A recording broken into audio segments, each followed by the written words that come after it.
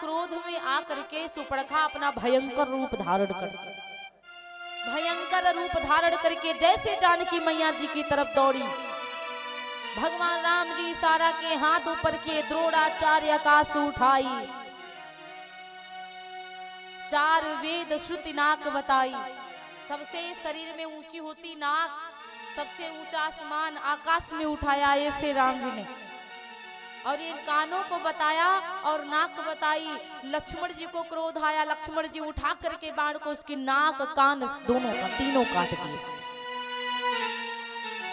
लोग कहते हैं नाक तो चलो काटा तो समझ आता कि नकटी थी, दूसरे के पति के चक्कर में पड़ी थी, लेकिन कान काहे काट दिए? तो भक्त कहते हैं, रसिक कहते हैं कि जो केवल अपनी सुनाए दूसरे की सुने ना, उसके कान कोई प्रकार मतलब उसके कान रखने से कोई मतलब नहीं है, इसलिए उसके कानों को भी उड़ा दिया। सुपर्णखा खरदूषण के पास गई तो खरदूषण का भी मरण हुआ।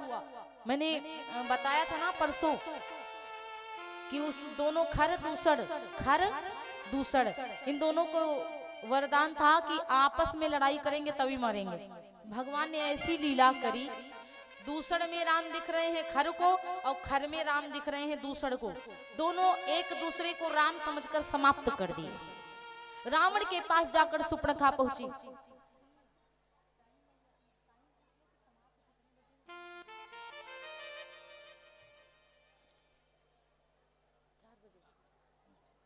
बोले व्यास भगवान की जय।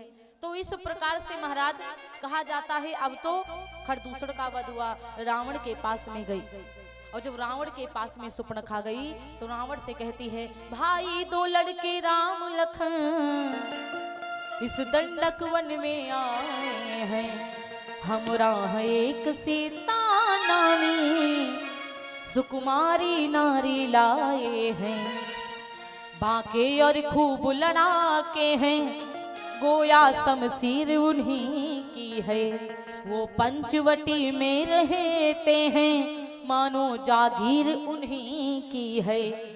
अरे मैं उधर अचानक निकल पड़ी, उस नारी से मिलना चाहा, इतने में छोटे तपसी ने मुझसे कुछ छल करना चाहा, जब मैंने तेरा नाम लिया। सुपर्णखा सब झूठ ही बोल रही है, कहती है रावण जब मैंने तेरा नाम लिया तो उसने मुझको दी गाली, और मेरी नाक काट डाली और मेरे कान कतर।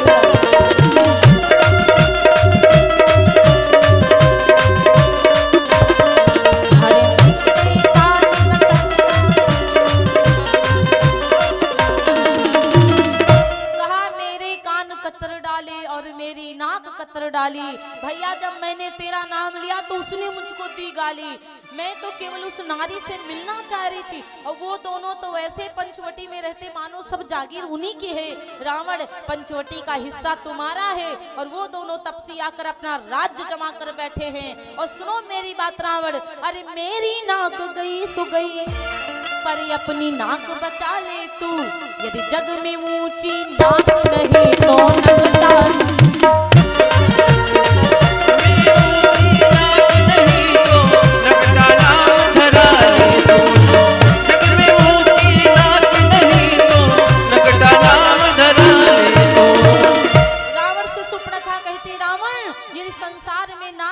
ना हो तो नकटा नाम धरा लो। रावण को था क्रोध आया और कहने लगा पत्थर का जवाब पत्थर से दूंगा। मामा मारीच के पास जाकर पहुंचा, माया मृग बन गया मारीच, और भगवान राम उधर मारीच को मारने मृग को मारने गए, इधर रावण सीता मैया को हर ले गया। जब भगवान कुटिया में वापस आए तो ढूंढ रहे थे, जानकी जी कहीं नहीं मिली, तो चलते चलते सबरी मैया के आश्रम पर पहुंचे, और उस समय रघुकुल तिलक नारी पहचानी, जटायु गिद्ध पहचान गया था ये तो जानकी। और जानकी को बचाते बचाते आज जटायु महाराज ने अपने प्राणों की आहुति दे दिया। जटायु महाराज बताते आगे चले जाओ, एक संत महाराज की कुटिया है जहां पर रहती है माता सबरी। भगवान सबरी के यहाँ गए, भगवान सबरी के यहाँ जाकर सबरी मैया ने अपने हाथों से जूठे बेरों को खिलाया।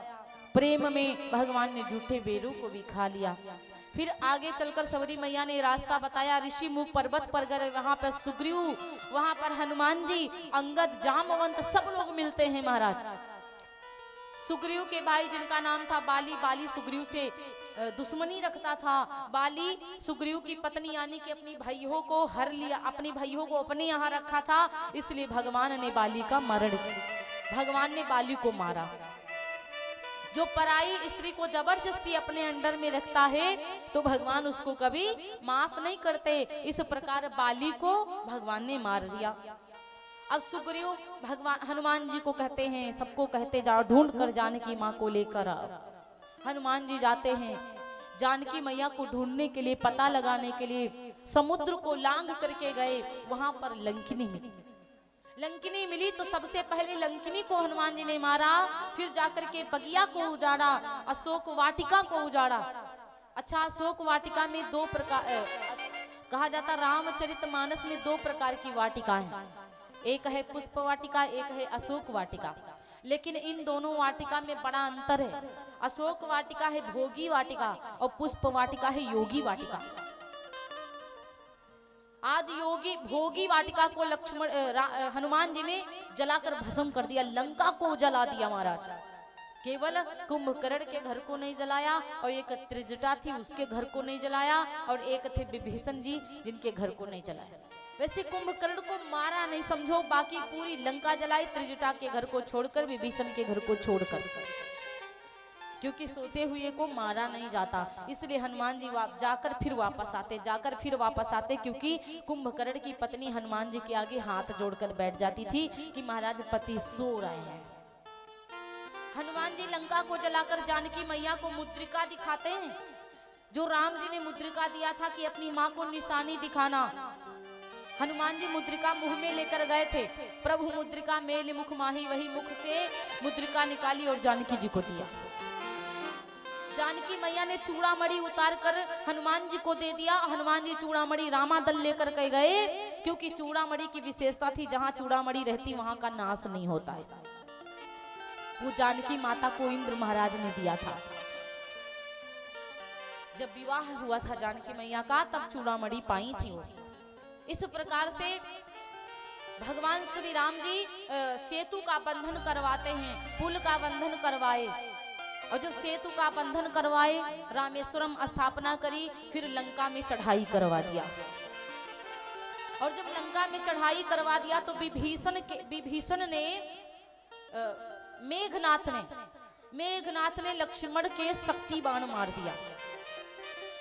वेद सुसेन जी को लेकर के आए, वैद सुसेन जी ने कहा द्रोणागिरी पर्वत पर जाओ, संजीवनी बूटी लेकर आओ। हनुमान जी पूरा पर्वत उठा लाए। लोग कहते हैं हनुमान जी पहचान नहीं पाए थे, अरे हनुमान जी सब कुछ पहचानते हैं। जय हनुमान ज्ञान गुण सागर, जय कपीस तिहु लोक उजागर, तीनों लोकों में उनकी कीर्ति उजागर है महाराज।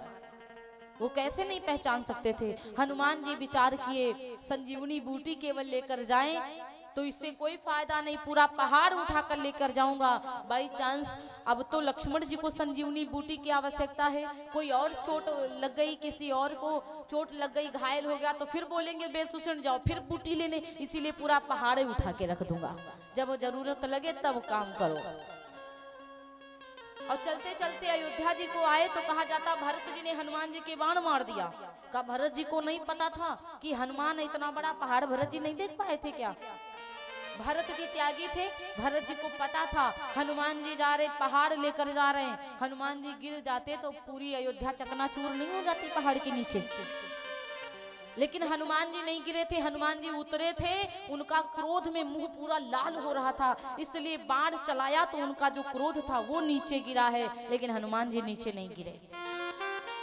तब हनुमान जी ने बताया कि लक्ष्मण के शक्ति बाण लग गया है, तो सारी अयोध्या रोने लगी, लेकिन सुमित्रा और सुमित्रा की बहुरिया उर्मिला दो लोग नहीं रोए।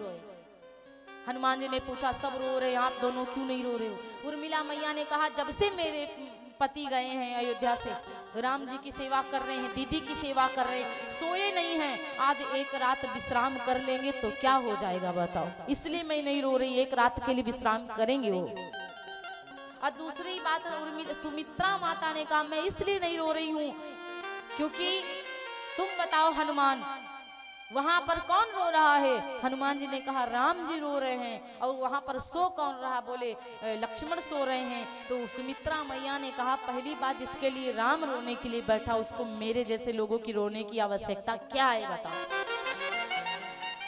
दूसरी बात, जिसके रोम रोम में राम बसे हो उसके बाण कहीं लग ही नहीं सकता। ये तो लीलाएं चल रही हैं। हनुमान जी गए वैश्य स्वर्ण निकाल कर संजीवनी बूटी लक्ष्मण को पिलाया। और लक्ष्मण जी महाराज जाते हैं, फिर से मेघनाथ यज्ञ कर रहा था, उसकी यज्ञ को विध्वंस करके मेघनाथ का मरण हो गया। सुलोचना के पास में भुजा गई। सुलोचना ने कहा मैं नहीं मान सकती कि मेरे पति को कोई मार सकता है। मेरे पति को वही व्यक्ति मार सकता जो 12 वर्ष नारी का त्याग और 12 वर्ष नींद का त्याग, 12 वर्ष भोजन का त्याग किया हो, वो मेरे पति को मार सकता है। आज मेघनाथ की कटी भुजा ने लिखा कि हाँ, शेषनाग जो लक्ष्मण हैं, लक्ष्मण शेषनाग अवतारी बल में अपरंपार। जब से वो 14 साल हो गए, जब से वो आए हैं, उनकी नारी अयोध्या में रहती है। नारी का त्याग तो पहले ही किया, नींद का त्याग लक्ष्मण जी ने किया, भोजन का त्याग लक्ष्मण जी ने किया। इसीलिए देवी मुझे लक्ष्मण ने ही मारा है। तब सुलोचना को विश्वास हुआ। शीश पड़ा रामादल में, सुलोचना शीश को लाकर सती हो गई और रावण से बोली पिताजी जो तुम सियाना हरि लौते तो मरती पति ना हमार। ये तुम्हारी करामात है जो तुम जानकी माँ को हर के लेके आए। चाचा को तुमने लात मारकर भगा दिया। विभीषण चाचा वहां पर बैठे हैं, मेरे पति चले गए, अच्छे चले गए और पूरा नाश हो जाएगा लंका का, लेकिन तुम सुधरने वाले नहीं हो। रावण ने कुंभकर्ण को जगाया। कुंभकर्ण बोला विभीषण जाओ प्रभु से कह दो मुझे मुक्त कर दे, क्योंकि तुम बड़े भाग्यशाली हो। राम को अपना कर पा गए। और वो रावण और हम कितने दुर्भाग्यशाली हैं जो दुश्मनी करके पाएंगे, लेकिन पाएंगे दोनों के दोनों। तो इसलिए भगवान को पाना है तो चाहे प्रेम करो, चाहे उल्टा नाम लो राम का, चाहे सीधा लो, लेकिन फल जरूर मिलेगा। वाल्मीकि नाम उल्टा लेकर तर गए और बहुत लोग नाम सीधा लेकर तर गए। विभीषण प्रेम करके तर गया और रावण दुश्मनी करके तर गया। लेकिन जो बिल्कुल ना दुश्मनी ना प्रेम, कुछ भी नहीं है, राम को जानते ही नहीं, वो ना तरेंगे ना सही से मरेंगे, ये तो पक्का। इसलिए राम को जानो। बोलो सीताराम। धीरे धीरे समय व्यतीत हुआ, पूरी लंका बर्बाद हो गई। रावण के नाभि में अमृत भरा हुआ था। तब विभीषण ने कहा पहले अमृत सो को प्रभु, लेकिन आपके पास वो बाण नहीं जिन बाणों से रावण मरेगा। तब कहा कि बाण कहाँ मिलेंगे? तो बोले विभीषण कि जाओ हनुमान जी से बोलो मंदोदरी माता के पास बाण रखे हैं चुरा कर। विश्राम सागर में लिखी हुई है ये कथा।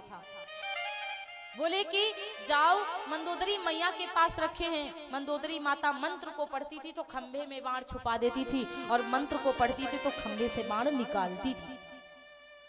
और जैसे हनुमान जी गए, भिक्षाम देही संत का रूप बनाया, भिक्षाम देही। अच्छा, मंदोदरी माता को लगा कि हो सकता है कोई संत महाराज आए, भीतर मंदोदरी लेकर आई।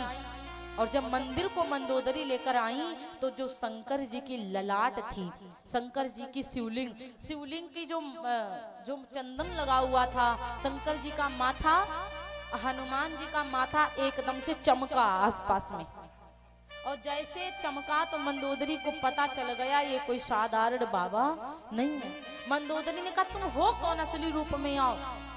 हनुमान जी असली रूप में आए, क्योंकि शंकर जी के 11वें रुद्र हैं हनुमान जी। शंकर सुवन केसरी नंदन तेज प्रताप महाजगवंदन। हनुमान जी के 3 पिता हैं। हनुमान जी के 3, शंकर सुवन केसरी नंदन। ये पवन देवता को भी तो कहा जाता है। ये कथा आप लोगों ने सुनी होगी कि शंकर जी का अंश था और पवन देव के द्वारा कान में प्रवेश किया गया और केसरी नंदन के संग विवाह किया गया। तब जाकर इनके 3 पिता हुए। जब भोलेनाथ की परीक्षा हुई थी ना, जब भोलेनाथ ने भस्मासुर को वरदान दिया था कि जिसके शीश पर हाथ रखोगे भस्म हो जाएगा, तो भस्मासुर को भस्म करने के लिए भगवान विष्णु मोहिनी का रूप लेकर आए। तो भस्मासुर उनको देख देख के नाच नाच के अपने हाथ रख लेता है तो भस्म हो जाता है। फिर भोलेनाथ पूछे कि मोहिनी बनकर आए तो कैसे बनकर आए, वो इतना मगन कैसे हो गया, वो रूप मुझे दिखाओ।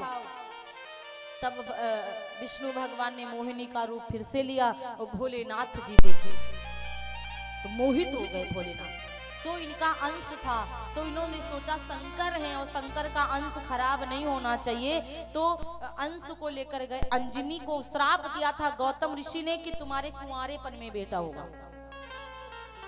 तो अंजनी माता कुटिया बनाकर रह रही थी, किसी पुरुष को देखती तक नहीं थी। तो ये भगवान विष्णु भोलेनाथ जी अंश को लेकर अंजनी की कुटिया के पास गए। अंजनी माँ से कहा मुझे पानी पिलाओ। तो अंजनी माँ ने कहा बाबा मैं बाहर नहीं आ सकती, मैं भीतर से पानी पिलाऊंगी। भीतर से अपना व्यवस्था करके कुटिया के बाहर से आप रहिए, अब मैं भीतर और कोई जुगाड़ से पानी पिलाऊंगी। तो भगवान को लगा जब ये बाहर ही नहीं आएंगी तो कैसे। तो भगवान ने कहा कि देवी आपने गुरु मंत्र लिया है क्या? अगर गुरु मंत्र ली हो तो पानी पीऊंगा, नहीं तो जल नहीं ग्रहण करूंगा। तो देवी को गुरु मंत्र देने के बहाने बोले कान में गुरु महाराज गुरु मंत्र देते, तो कान बाहर करी थी, मतलब ऐसे लगाई कान। तो उसी प्रकार अंश को सामने रखा गया और फिर पवन देवता यानी कि हवा बुलाई गई, पवन देवता वो हवा आई तो कान में वो अंश गया। और फिर बाद में जब माता गर्भवती हो जाती हैं अंजनी माता, तो इनका विवाह हुआ केसरी नंदन जी के संग में। तभी जन्म होता है प्रभु का, हनुमान जी का अंजनी माता के। तभी छोटे पे बचपन पे इनको मारुति कहते थे हनुमान जी को। और हनुमान जी इतने भाग्यशाली हैं कि प्रभु श्री राम के चरणों में हर वक्त रहते, हर वक्त, लेकिन भाव भी उनका बड़ा अजब गजब है। हनुमान के जैसा कोई भक्त नहीं बनता आजकल, अगर बन जाए तो भगवान काहे के लिए नहीं मिलेंगे महाराज। मंदोदरी ने कहा कौन हो आप बताओ। 11वें रुद्र भी हैं हनुमान शंकर जी के, इसलिए शंकर की शिवलिंग से और हनुमान जी के माथा से चमक से मंदोदरी समझ गई कि कोई साधारण बाबा नहीं है, असली रूप में आना पड़ा हनुमान जी को। मंदोदरी ने कहा जैसे आए वैसे वापस जाओ हनुमान। हनुमान जी ने कहा माँ आप जानती हो कि आपका पति बहुत बड़ा पापी है, उसको मुक्त करवाना है, मुझे वो बाण चाहिए। मंदोदरी ने कहा हनुमान कभी दोबारा मेरे सामने मत करना, कोई कितनी भी बेकार स्त्री हो कोई नहीं चाहती कि हमारे पति की मृत्यु हो जाए, वो भी पत्नी के कारण। तो मैं ये कहती हूँ वापस जाओ। लेकिन हनुमान बड़े ज्ञानी हैं, चतुर हैं हनुमान। छोटे से मच्छर के समान भेष बनाए और छुप गए लंका में। और जब लंका में छुप गए तो कहा जाता है मंदोदरी ने मंत्र को बोलकर बाणों को देखा कि हाँ सही सलामत रखे हुए हैं।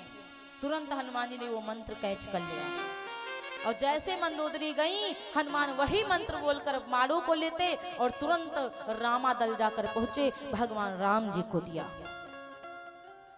तुरंत मंदोदरी को पता चल गया कि मेरे संग दगा हुआ है। आज हनुमान जी को मंदोदरी ने श्राप दे दिया कि जाओ हनुमान तुम राम के लिए इतना पागल हो ना, उसके राम जी के लिए तुमने छल किया एक पत्नी के संग में, मैं श्राप देती हूँ राम तो बैकुंठ चले जाएंगे लेकिन हनुमान तुम मृत्यु लोक में ही रह जाओगे। इसीलिए हनुमान मृत्यु लोक में ही है महाराज और राम बैकुंठ चले गए।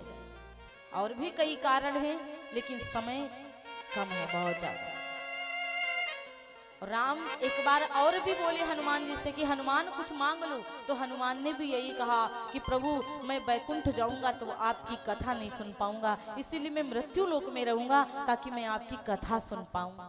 हनुमान जी राम कथा के बड़े आदी हैं, इसलिए राम कथा हो तब भी आप लोग भीड़ भाड़ लगा कर आओ, शिव महापुराण की कथा हो तो भी आप आओ, क्योंकि शिव राम को प्यारे हैं और राम शिव को प्यारे हैं और कृष्ण भोलेनाथ को प्यारे, भोलेनाथ कृष्ण को प्यारे। बोलो राधे राधे। और जिस समय 31 बार छोड़े, 31 बार छोड़ करके जैसे अमृत को सोखा, दौड़ी दौड़ी माता मंदोदरी जानकी माँ के पास गई। माँ मेरे पति को बचा लो, तुम जगदम्बा हो। जगदम्बा सीता माँ ने कहा मेरे लिए 16 श्रृंगार लेकर आओ। मंदोदरी दौड़ी दौड़ी 16 श्रृंगार लेने जा रही थी, तब तक रावण धड़ाम से गिर पड़ा। और रावण जिस समय गिरा उस समय बोलता है रावण राम से कहता है राम मेरे बहुत सारे प्रश्न हैं। राम जी ने कहा रावण मेरे भी आपसे कोई, मैं भी आपसे बातें करना चाहता हूँ। हे रावण तुम्हारे जैसा कोनो ज्ञानी नहीं होगा, तुम्हारे जैसा कोई बलवान नहीं होगा, इसलिए सीता को लेकर मैं जाऊंगा और राज्य करूंगा तो तुम मुझे बताओ कि मैं कैसे राजनीति करूंगा, बताओ। तो रावण ने राजनीति सिखाई राम जी को। और राम जी ने एक बात और कही, रावण एक बात और सुनो, मुझे ये बताओ क्या अच्छा होता है क्या बुरा। रावण ने कहा अच्छा बुरा आपको सब पता है राघव जी, लेकिन अच्छा काम जितनी जल्दी करो उतना ही अच्छा है, और बुरा काम जितना टालो उतना ही अच्छा है। रावण ने कहा मैंने सोचा था कि स्वर्ग तलक सीढ़ी बनाऊंगा, पर आज करते करते आज ये काम रह गया, पर नारी को हर करके पहले ले आया, अच्छा काम टाल दिया और बुरा काम पहले कर दिया, इसलिए मैं आज जा रहा हूं। दूसरी बात राम, तुम ये मत सोचना कि रावण हार गया, रावण तब भी जीता था, रावण अब भी जीता है। राम तुम बात पहले भी हारे थे, तुम अब भी हारे हो। राम जी ने कहा ठीक है, तेरे जैसे क्या कि मुझे हारना ही ठीक है, लेकिन तेरी जीत क्या है बता दे। रावण ने कहा मैंने कसम खाई थी कि मरते दम तक मैं ना दूंगा जानकी, जानकी जानकी मैं ना दूं जानकी, मैं कसम अपने जान की बाजी लगाता हूं कि मरते दम तक ना दूंगा मैं जानकी। मैं अपनी जान की कसम खाता हूं कि मरते दम तक राम की जानकी को नहीं दूंगा। और मैं देखो तुम्हारे सामने मर रहा हूं, तुम लंका नहीं जा पाए राम, अब मैं मर जाऊंगा तब तुम लंका जाकर जानकी को लेकर आना, इसलिए रावण की जीत। रावण ने एक बात और कही, राम मैं तुमसे बहुत सारे प्रश्न पूछना चाहता हूं, मुझे बताओ। एक बड़ा सुंदर भजन है, इस भजन के माध्यम से बातों को समझिएगा।